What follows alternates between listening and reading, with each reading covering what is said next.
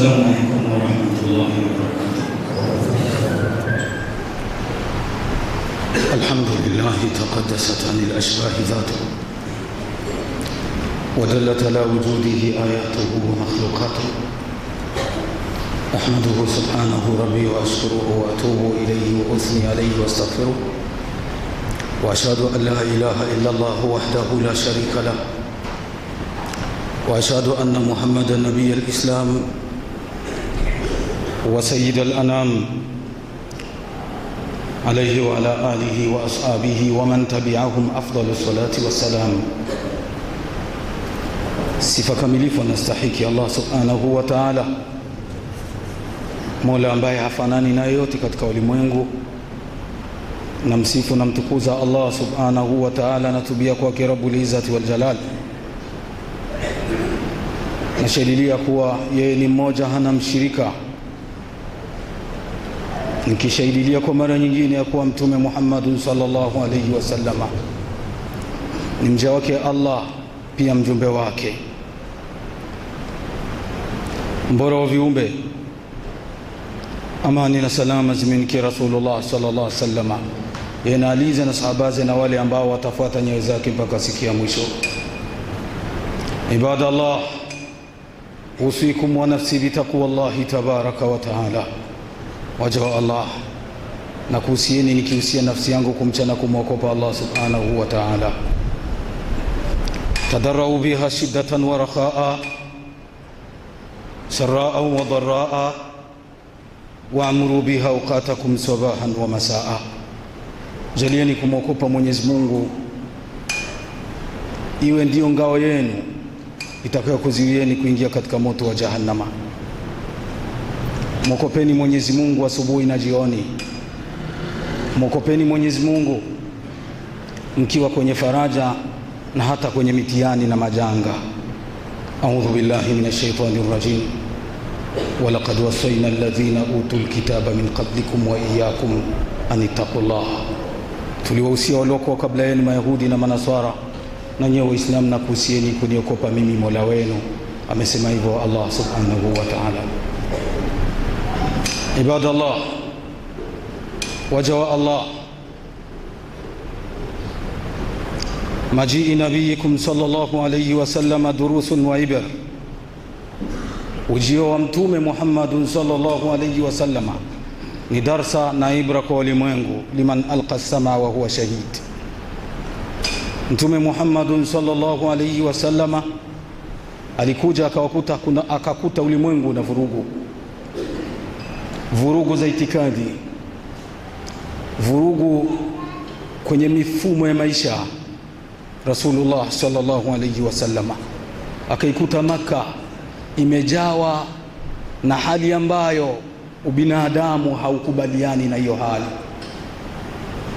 Buitha wa nasu fawdha la tamurru bihim illa ala sanamin qad hama fi sanami, wal khalqu yaftiku aqwaha bi adafihim كالأسد في الغاب أو كالحوت بالبلم. أخوك إن سادا ميتا فقام له وأنت أحييت أجيالا من الرمم. Huyu ni Ahmad Shauqi anapiga picha ya ujio wa Mtume Muhammad sallallahu alaihi wasallam. Anapata utume Maka, kuna fujo, vurugu, watu wanaabudu masanamu, itikadi ambazo ma anzalallahu biha min sultan, Mwenyezi Mungu hajateremsha.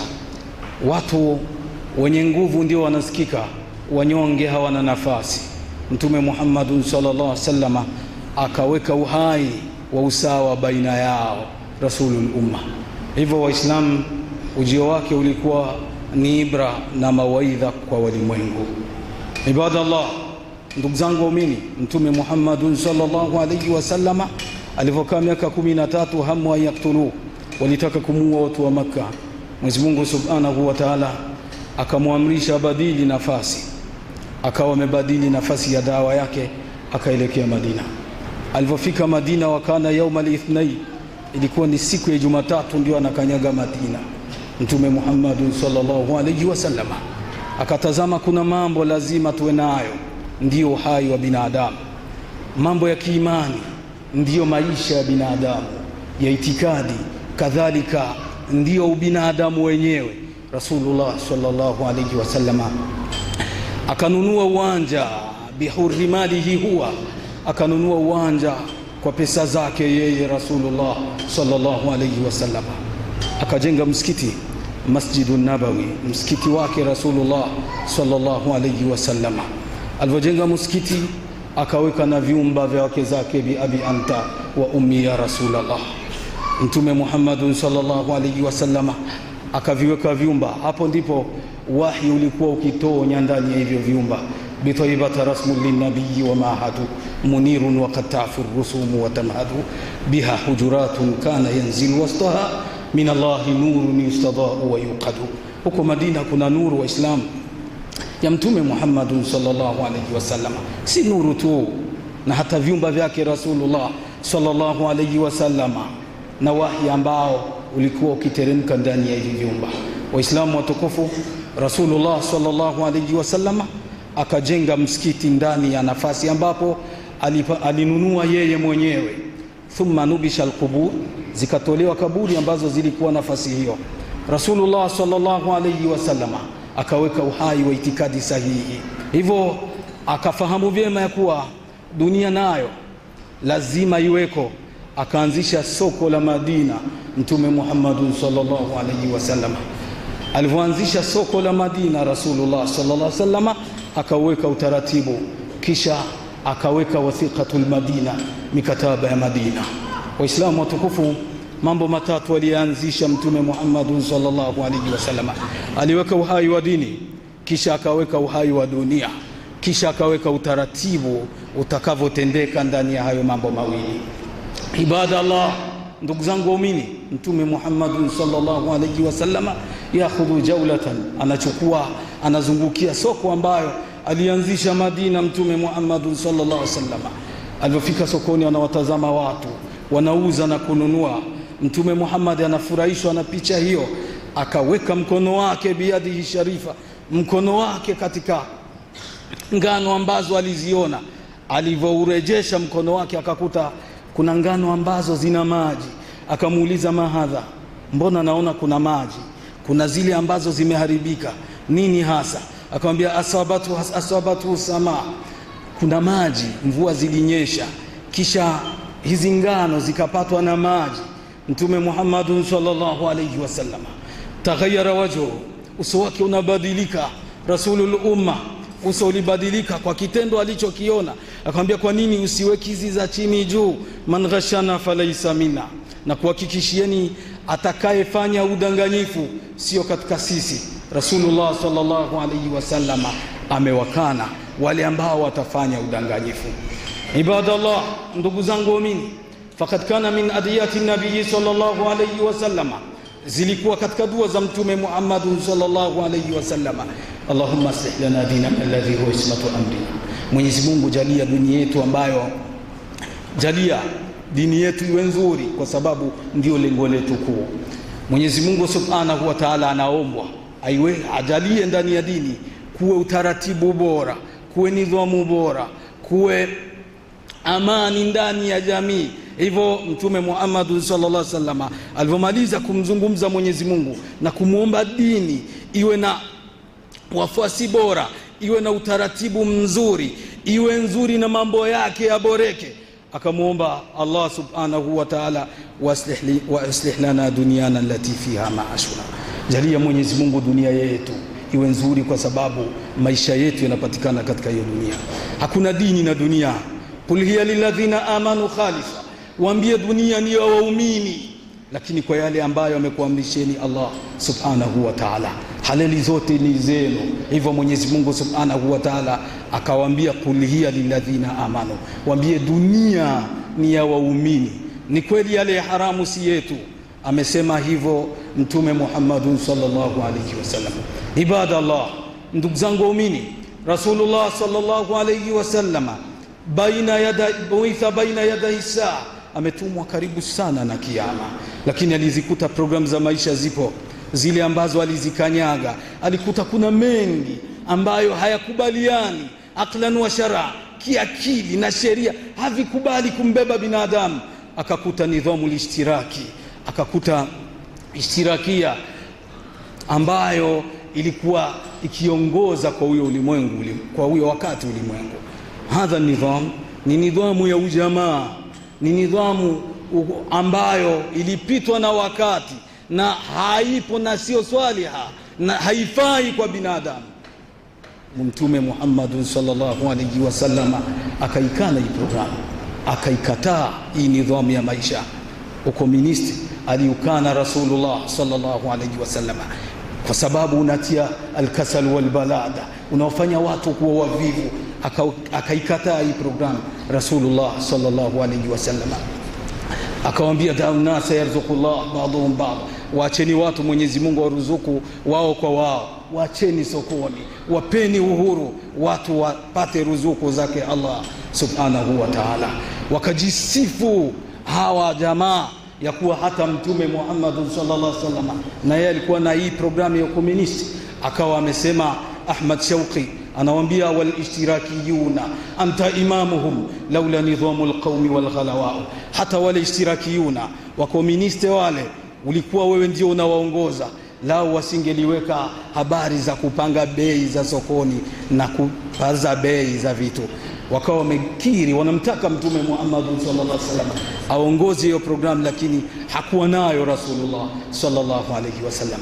Mtume Muhammad sallallahu alaihi wasallam akakuta programu nyingine, kapitalisme, akaikuta hipo ni nidhamu ya watu kadhaa, wanamaliza wengine, wanawanyonya, wanapewa kadhaa, biashara ni yenu tu nyie, wengine wana haki ya kuuza. Hivyo Mtume Muhammad sallallahu alaihi wasallam akakataza kitu kama hichi. Kwanza alikataza ihtikar, alikataza watu kufunga vitu ili vipande bei. Alikataza Mtume Muhammad sallallahu alaihi wasallam. Mtume Muhammad sallallahu alaihi wasallam akakataza, naha Rasulullah sallallahu alaihi wasallam antalaqi rukban, akakataza msiwaziwi watu wafanya biashara, mnawaziwilia kule, mnarangua kisha mnaleta sokoni ili vitu vipande bei. Rasulullah sallallahu alaihi wasallam akakataza na akaweka utaratibu wa vitu hivi vimekatazwa na hivi vimeruhusiwa. Rasulullah sallallahu alaihi wasallam aliwakataza kuuza mbwa, na Rasulullah sallallahu alaihi wasallam an bai'il kalbi, msiuzi mbwa jamani, mmekatazwa. Wa hulwanul kahin, ujira wa wafumu hauna nafasi. Mtume Muhammad sallallahu alaihi wasallam navyo pia amekataza. Usiuzi kile ambacho mala tamliku, kile ambacho haumiliki. Unamuuza njiwa mbinguni, huyu njiwa atakuwa wako Mwenyezi Mungu akitaka. Mtume kakataza biashara kama hiyo.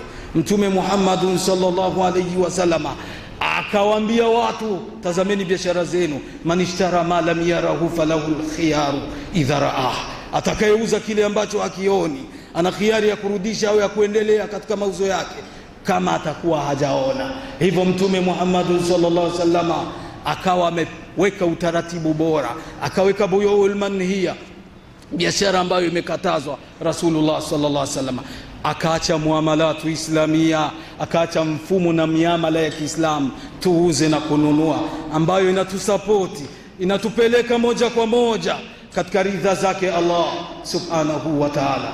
Rasulul umma wa sayyidu thaqalaini akawa amekataza muamala kabla kabisa ya kuwahimiza kwenda kwenye muamala islamia. Aliwakataza muamala ribawi, aliwakataza muamalati ribawiya, miamala ya riba yote alikataza. Alimtaja baba yake jina ala mala'in minan nas, moja kwa moja akamtaja jina Abbasi ambaye ni baba yake au kaka wa baba yake Sahatabir. Alimtaja jina moja kwa moja yauma Saidi Arafat. Hiyo siku ilikuwa ni Arafa. Aliwaita Waislamu wote, ismau wao, ndisikilizeni muwe makini. La'alli la adri la alqakum ba'da ami hadha, sidhani kuwa tutakutana nanyi baada ya mwaka huyu. Ndio ilikuwa hija yake ya mwisho Mtume Muhammad sallallahu alaihi wasallam, ndio ilikuwa nafasi yake ya mwisho Rasulullah sallallahu alaihi wasallam anahutubia, na ilikuwa ni hija moja fi hayati Rasulillah sallallahu alaihi wasallam. Mtume anapanda katika Arafa, anawahutubia Waislamu, nisikilizeni jamani, damu za watu mmekatazwa, hivyo msilimali za watu, kuvunja haki na utu wa mtu, vyote vimekatazwa. vimekatazwa. Mtume Muhammad sallallahu alayhi wasallama akamwambia, nisikilizeni, wa inna awwala riba abda'u bihi riba Amil Abbas, riba ya kwanza naanza kuikanyaga ni riba ya baba yangu Abbas. Alimtaja mbele ya maelfu na maelfu ya watu, akamtaja, unakula riba baba, yote hayo yamekatazwa. Akaiponda riba na akamtaja Abbas, riba alikuwa kila ikawa ni muamala. Mtume Muhammadun sallallahu alayhi wasallam ameukataza moja kwa moja. Ya ayyuhalladhina amanu taqullah, mliomuamini Allah mcheni Allah, wadharu ma baqiya min riba, muache kile ambacho kilibaki katika riba. Hadhihi alaya nazalat ala aqwamin itanaqul islam, hii aya imeteremka kwa watu ambao waliupata Uislamu, neema ya Uislamu, wakawa Waislamu ni wapya katika dini ya Allah subhanahu wa ta'ala. Mwenyezi Mungu subhanahu wa ta'ala akamwambia, ndio mmekuwa wapya ndani ya Uislamu, mmeipata neema ya Uislamu, lakini kuna vile ambavyo mlivifanya ndio dhambi pekee. Mwenyezi Mungu subhanahu wa ta'ala aliigusa, ukithubutu kuchukua kile ambacho ulikifanya kule, Mwenyezi Mungu subhanahu wa ta'ala anahukumu. Waislamu, mtu akiingia ndani ya Uislamu hahukumiwi kile ambacho kilichopita, lakini walihukumiwa watu ambao, au watahukumiwa watu ambao walikula riba, walifanya muamala wa riba, mfumo wa riba, wakaupata Uislamu, kisha zile pesa zilikuwa bado hazijachukuliwa, labda faida, labda ile ziada uliomzidishia, ulimpa 200,000, alikupa 200,000 kafiri, au mlifanyiana muamala wa riba, alipokupa hizi pesa hizi ukawa umezichukua, amekuwa Muislamu yeye baada ya kutoka katika ukafiri, amekuwa Muislamu, walillahi alhamdu wal minna, tayari una 200,000 na ile mikataba ya riba utalipa 200,000 au 300,000. Mwenyezi Mungu subhanahu wa ta'ala akateremsha aya inayozungumzia, ni kweli mmeshakuwa wapya katika Uislamu, mmeshakuwa ndani ya safina, mmeshapata neema ya Allah, lakini kumbukeni, dharu ma baqiya min riba, acheni kile ambacho kilizidi katika riba. Hiya ziada ribawia, ni ziada ambayo walichukua katika riba. Mungu anawazungumza waliopata Uislamu, na nyote mnafahamu, la yakhfa ala sharifi ilmikum, hakuna yote ambaye hafahamu ya kwamba Uislamu unasamehe yale yaliyopita. Kama mtu alikuwa hajawa Muislamu, Uislamu au dini ya Kiislamu inafuta yote, lakini muamala ribawia, ukithubutu kula pesa, ukithubutu kula hii haramu baada ya wewe kupata Uislamu, sawa ulitenda huyu muamala, hujawa Muislamu, Mwenyezi Mungu subhanahu wa ta'ala amekukataza, dharu ma baqiya min riba, acha kabisa kile kilichobaki katika riba. Mwenyezi Mungu akawaambia katika aya nyingine, jamani, hakikisheni ya kuwa hii ni vita yake Allah subhanahu wa ta'ala, wahdhanu biharbi min Allah, jamani, mjue ya kuwa mmetangaza vita naye Allah subhanahu wa ta'ala. Muamala ribawia, Mtume Muhammad sallallahu alayhi wasallama akaukataza kupitia wahyul ilahi, kupitia wahi kutoka kwake Allah subhanahu wa ta'ala. Hivyo Mtume Muhammad sallallahu alayhi wasallama akaleta badala, kama jinsi alivyoleta badala katika mambo ambayo yalikatazwa. Mwenyezi Mungu subhanahu wa ta'ala alikataza zina, akaweka nikah, akaweka ndoa. Mwenyezi Mungu subhanahu wa ta'ala alikataza haram, akaweka halali. Mtume Muhammad sallallahu alaihi wasallam alikuta mambo mengi ya kijahilia yanatendeka Madina, alikuta ndoa hazina nafasi, akakuta ndoa hazina kabisa utu na ubinadamu, watu wanaoana kijahilia. Utanipa dada yako, nitakupa dada yangu, nikahu shighar. Mtume akakataza, acheni hivyo, waacheni watu waoane wakitakana.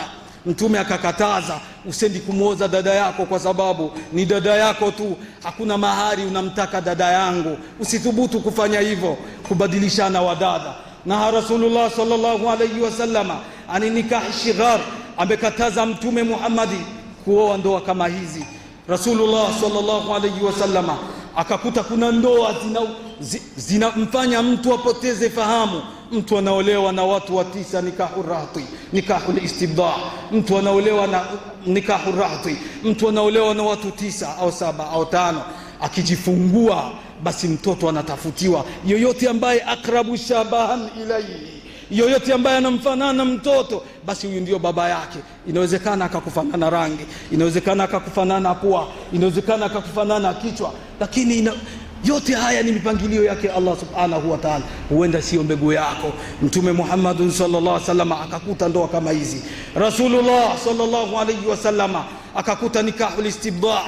Hizi ni ndoa ambazo watu wanaoana. Akioa leo, atakayemwanza mwanamke sio baba harusi, ni mtu mwenye jina, ni wale wasanii wenye majina makubwa makubwa. Huyu ndio atamwanza mama harusi. Mtume akakataza hizi ndoa, hizi ni haramu kuzifanya. Hivyo akakuta kuna muamalati ribawia, akakuta kuna mifumo ya kiriba, kuna miamala ya kiriba, wanauziana kwa riba. Rasulullah sallallahu alayhi wasallama, riba al-fadli wa riba an-nasi'a, watu wanakopeshana, wanauziana, watu wanafanya vyote hivi vinazungukia katika riba. Mtu anamwambia nipe 20,000 kwa mwaka mmoja, nitakupa 40,000, riba nasia mukabilu ta'khir.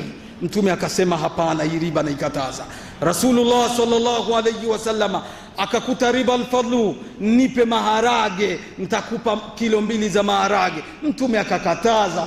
Rasulullah sallallahu alayhi wasallama akautangazia ulimwengu, kullu umuri aljahiliyati tahta qadamaya hadhi illa al-amana fa innaha muaddatun baina al-barri wal-fajir. Kile ambacho nimekikuta katika jahiliya chote nimekiweka katika kikanyagio changu hichi isipokuwa amana.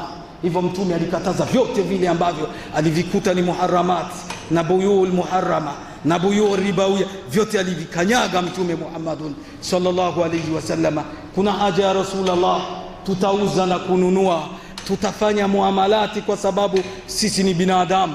Rasulullah sallallahu alayhi wasallama akatuwekea sokoni almurabaha, akatuwekea sokoni produit ambayo inaitwa murabaha. Hii itakufaa Abdullah, inaupeleka Uislamu, inafanya jamii ya Kiislamu kusogea mbele kutoka nafasi yake kwenda nafasi ambayo Mwenyezi Mungu Subhanahu wa Ta'ala anataka msogee mbele. Mwenyezi Mungu, famshu fi manakibiha, tembeleeni ardhi ya Allah, mtazame, kisha wakulu min rizqi, kisha mle riziki yake ya halali, utauza na kununua. Hivyo Mtume Muhammad sallallahu alaihi wasallam akaweka mfumo ambao ulihitajika ulimwenguni, almurabaha.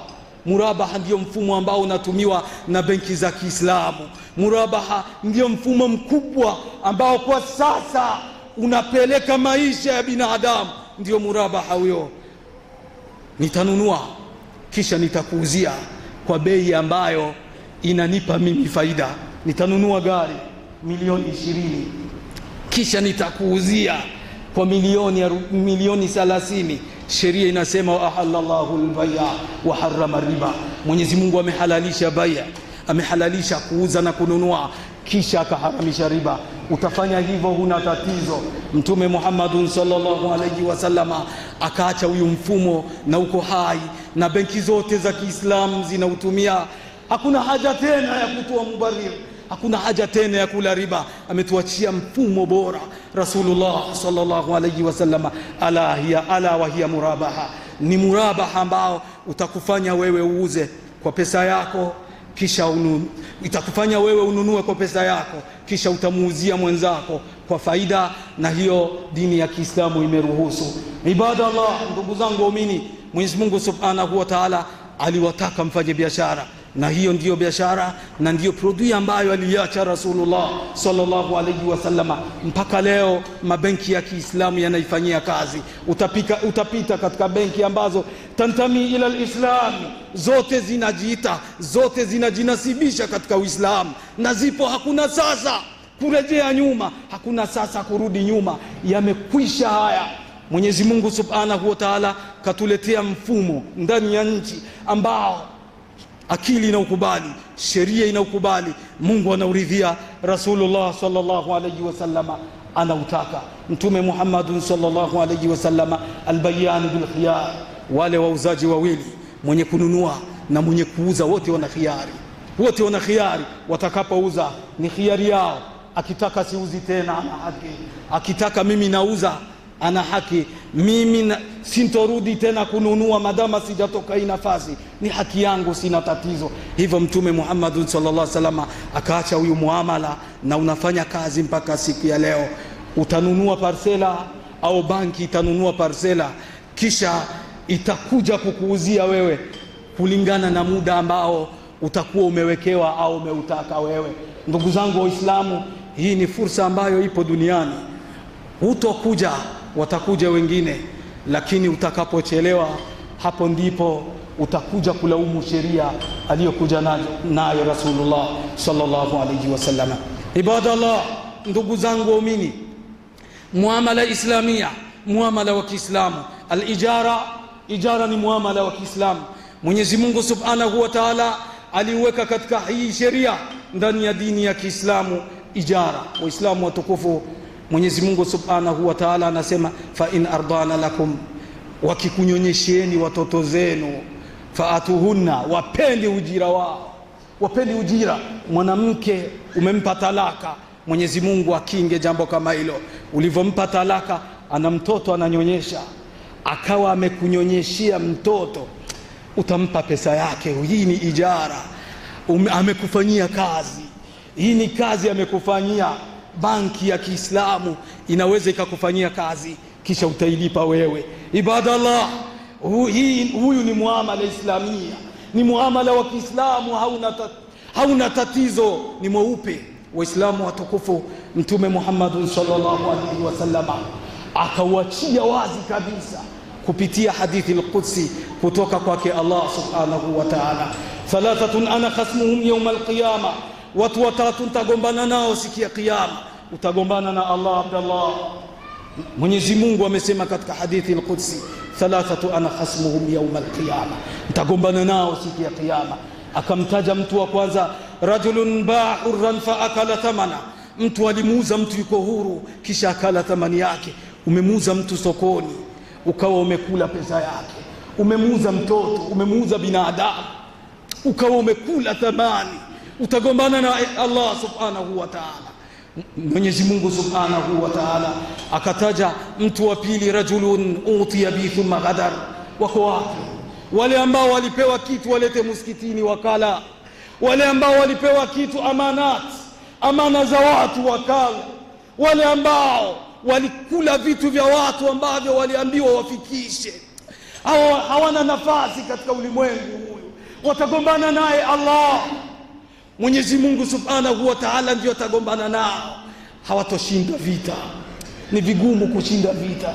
Rajulun utiya bi thumma ghadar, ulipewa kitu cha msikiti ukala, ulipewa mali za mayatima ukala, ulipewa amana za watu ukala, na watu wenyewe wamekuwa hawako tayari tena kufanya kazi.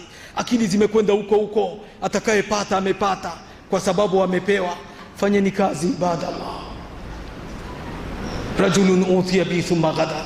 Kisha Mtume Muhammad sallallahu alaihi wasallam akatunukulu kutoka kwa Mola wake akisema, wa rajulun istajara ajiran fastawfa minhu wa lam yutihi ajra, mtu ambaye alimuita mfanya kazi amfanyie kazi, alivyofanya kazi akawa anaomba ujira wake, hakupewa ujira wake, huyo anakwenda kugombana na Allah subhanahu wa ta'ala.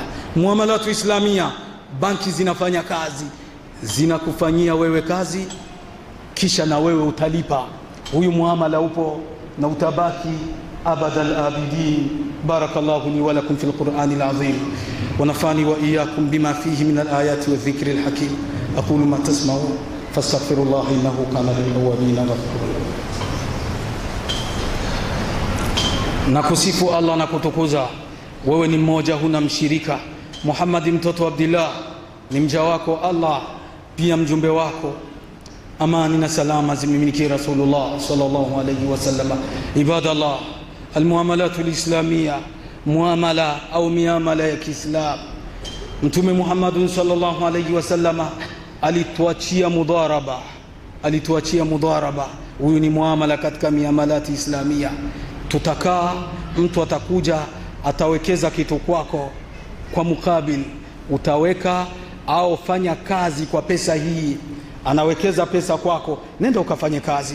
Unakwenda kufanya kazi, hii kazi labda mtagawa faida, labda kile ambacho kitatokea wewe una percent kadhaa utakuja kuzitoa. Huyo pia ni muamala Mwenyezi Mungu Subhanahu wa Ta'ala aliweka katika dini ya Kiislamu. Mwenyezi Mungu Subhanahu wa Ta'ala akaweka muamala wa mwisho ambao ni musharaka. Huyu ni musharaka, wewe utaleta pesa, mimi nitaleta nguvu. Wewe utaleta pesa, mimi nitaleta experience na uhodari na uweledi ambao nao. Huyu mfumo aliuweka Rasulullah sallallahu alayhi wasallama, almusharaka. Mtume Muhammad sallallahu alayhi wasallama akawa amekana na akawakemea sana wale ambao watathubutu kula riba au kufanya miamalat ambayo haikubaliwi na sheria yake Allah Subhanahu wa Ta'ala. Baada ya miamala kama hii imeshafika, kisha wewe unakwenda kuchokonoa na kula haramu katika miamalati ambayo tajazu lisanu, mulimi wenyewe hauna uwezo wa kuitamka, miamala mibaya, miamala ambayo Uislamu yarfudhu wal-Islamu batata, Uislamu unaikataa hii miamala. Mwenyezi Mungu Subhanahu wa Ta'ala akasema katika kitabu chake, wa qul jaa al-haqqu wa zahaqa al-batil, waambie haki imekuja na batili imeondoka, innal batila kana zahuqa, kanuni ya batili huwa inayayuka na kuondoka. Thumma alamu ibadallah أنكم في يوم الجمعة سيد الأيام فصلوا فيه وسلموا على سيد الأنام ذي الوجه الأنور والجبين الأزهر الشافي المشفع في عرصات يوم المحشر. إن الله ملائكته يصلون على النبي يا أيها الذين آمنوا صلوا عليه وسلموا تسليما. وارض اللهم عن الخلفاء الأربع أبي بكر الصديق وعمر الفاروق وذي النورين عثمان وأبي الحسنين علي، وعن ستة المبشرين سعيد وسعد وابن عوف وطلحة وآمر فهر وزبير الممدح. اللهم اعز الإسلام والمسلمين وأذل الشرك والمشركين ودمر أعداءك أعداء الدين. اللهم هذا الدعاء وإليك الإجابة وهذا الجهد وعليك التكلان. اللهم هذا جهدنا فرض عنا، اللهم هذا جهدنا فرض عنا، اللهم هذا جهدنا فرض عنا. اللهم إن لنا في جوف المقادير آباء وأمهات وجيرانا وجارات وإخوانا وأخوات. اللهم آنس في تلك البقاع وشتهم، وارحم اللهم تحت الثرى غربتهم، وارحمنا اللهم إذا سرنا إلى ما صاروا إليه، وارحمنا اللهم إذا سرنا إلى ما صاروا إليه، وارحمنا اللهم إذا سرنا إلى ما صاروا إليه. آمين آمين.